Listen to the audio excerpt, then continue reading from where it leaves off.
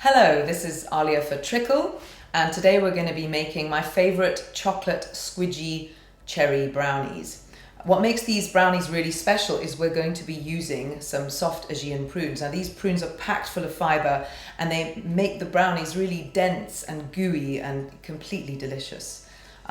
These prunes have already been pitted, which means that they've had the pits taken out of them, and they also are unsulpherated. Next, we've got some morello cherries. These are, you often find these preserved in syrup or in a juice in a glass jar in your supermarket. Just drain them. We've got about 200 grams here of the cherries. They're going to add a nice tarty zing to complement the rich gooiness of the chocolatey brownies. We've also got some 70% dark chocolate. We do need to add a little bit of sweetness. I've favoured some coconut sugar here, which has got a natural caramel flavour. It's derived from the sap of the flowers when they're cut from the palm trees.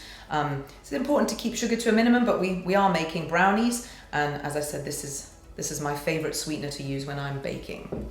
We've got some eggs. We're going to use one whole egg and 2 whites, which we're going to whisk. That's going to add lightness into the brownies. We're not adding any baking powder or any leavening agents here.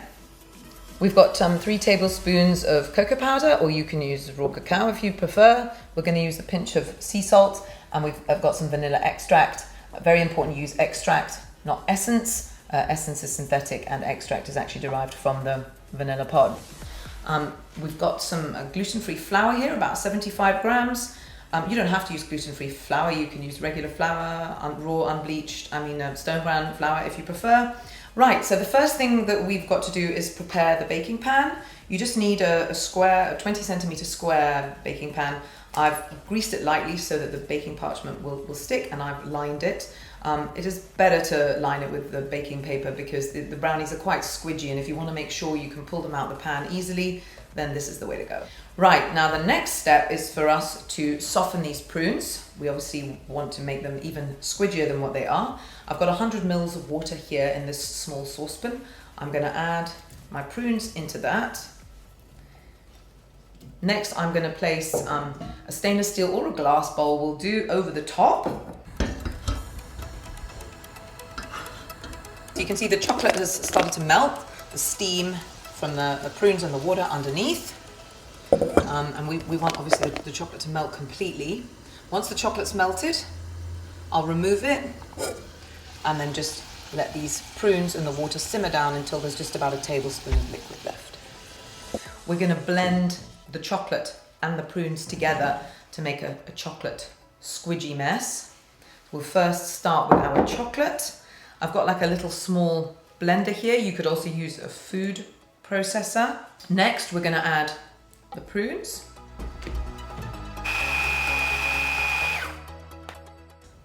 We're going to add our cocoa powder. We're going to fold that in. Next, we're going to add our egg. You don't have to pre-mix it before, you can just swirl it around in the bowl. You can then add your vanilla and then just a little pinch of sea salt. And again, just fold that in gently. Once that's in, you can add your coconut sugar, and you can see there's a few little lumps here. All you have to do is just press them out. Next, we're going to sprinkle in our flour. We've combined all our dry ingredients into our chocolate prune mixture, and you can see here it's already looking seriously delicious and gooey, but nothing like brownies yet.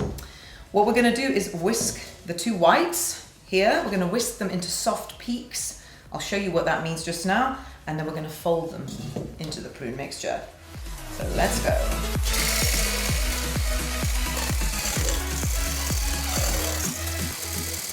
Now we want to keep as much of the air and fluffiness from the egg whites in the batter, so we're going to fold them in. Okay, so we've almost folded in the egg whites completely.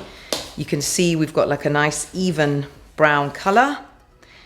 And lastly, we're going to add our cherries. I don't want too much liquid, so I'm literally going to lift the morello cherries out. And again, I'm going to fold these in gently. Okay, so we're done. We're ready to put these babies in the oven. Spoon the mixture out gently in your lined pan. So the brownies have been cooking now for about 20-25 minutes. The way you can test that they're done is if you stick a knife in and it comes out clean. Now I've already done that. So I'm just going to grab them out. And if you have a look, you can see they're sort of nice and spongy but firm. Now we're going to let those cool first before we cut them into little squares and taste them. These brownies are healthy enough to go in your kid's school lunchbox, or as a weekend tea time treat, or even for a birthday. And if we pull one out, you can have a look how moist and dense and delicious they look with the juicy sweet cherries in as well. I can't put all of that in my mouth in one go, so I'm just going to cut a little bit. So good, and good for you. Good and good for you.